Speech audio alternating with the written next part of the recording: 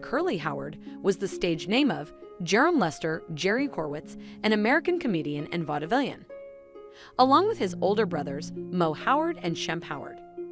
And actor Larry Fine, he is best remembered as a member of the American slapstick comedy team, the Three Stooges.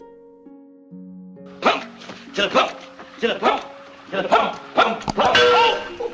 Oh, Mo, I didn't mean it. You know, look, stop! Wait a minute! I'll murder you. You ain't got time. Curly is often regarded as the most well-known and identifiable of the Three Stooges. His high-pitched voice, vocal expressions, as well as his inventive physical comedy, improvisations, and athleticism have made him a household name. Curly was an unskilled actor, a natural comedian who copied and exaggerated the woo from nervous and soft-spoken comedian Hugh Herbert, but was generally a unique and inspired performance. By the time of the Stooges' second film, Punch Drunks in 1934, Curly's unique version of woo was well established. Curly Howard was definitely the Three Stooges' star. By the end of the 1930s, his youthful mannerisms and natural humorous charm endeared him to audiences, especially children. In the act, he was known for possessing an indestructible skull that always won out by destroying whatever was thrown at it, most notably fake saw blades. His humorous ability was purely spontaneous, as he had no formal acting instruction. Curly's strength, however, began to fade by 1944.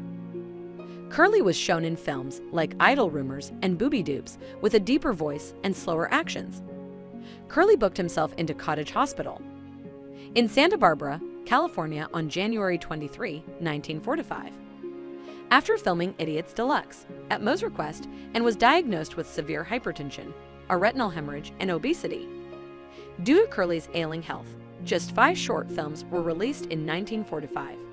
The normal output was 6 to 8 films per year. Howard is also thought to have had the first of a series of minor strokes at this time. Moe begged Harry Cohn to give Howard some time off when he was discharged, so he could regain his strength. Cohn angrily rebuffed Moe's plea to discontinue the production of his lucrative Stooge shorts. Author Michael Fleming said, "It was a terrible course of action."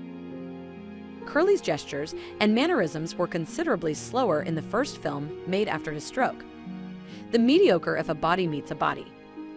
Curly may be a good film in the hands of a compassionate filmmaker, like Edward Burns.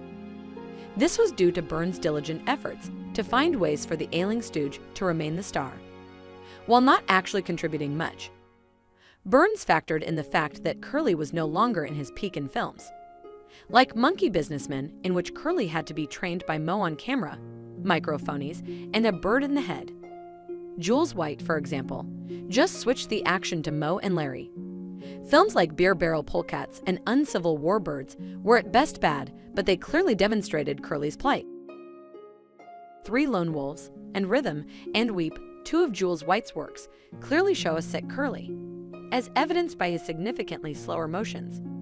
When filming Three Little Pirates, however, Ed Burns was fortunate enough to catch the ill Stooge on an up day. Curly appeared to be getting better, and there was some hope that his sickness would be under control soon. Burns subsequently commented, "I guess I should be glad that Curly was in one of his up times. He was fantastic in Three Little Pirates. It was the old Curly's final spark." Curly's final appearance as a member of the Stooges would be in Half-Wit's Holiday. The comedy Koi Polly was remade in this film. Curly suffered a major stroke while waiting to film the final sequence of The Day on May 6, 1946. While sitting in director Jules White's chair, Curly did not respond when the assistant director summoned him on the stage. Moe went in search of his brother and discovered Curly with his head bowed to his breast. Curly's lips was disfigured and he couldn't speak. All he could do was cry, according to Moe.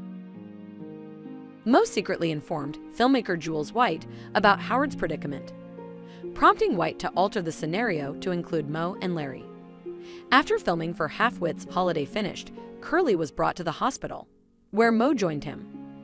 Curly moved to the Motion Picture and Television Country House and Hospital in Woodland Hills, California, after being released from the hospital.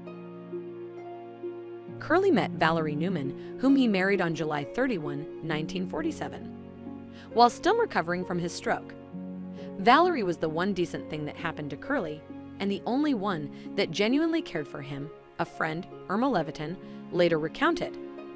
Valerie gave birth to a daughter, Jenny, in 1948, despite his health continuing to deteriorate following the marriage.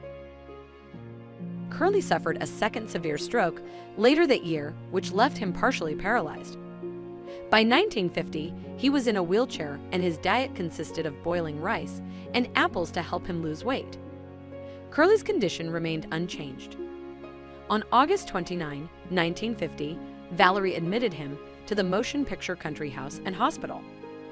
Curly was discharged after several months of treatment and medical examinations, though he would return on occasion until his death. Curly was admitted to a nursing facility in February 1951, where he suffered another stroke a month later. He moved into the North Hollywood Hospital and Sanitarium in April. Moe was approached on the Columbia set. While filming, he cooked his goose on January 7, 1952, to aid in transferring Curly for the final time. Curly died 11 days later on January 18 of a major brain hemorrhage at the age of 48.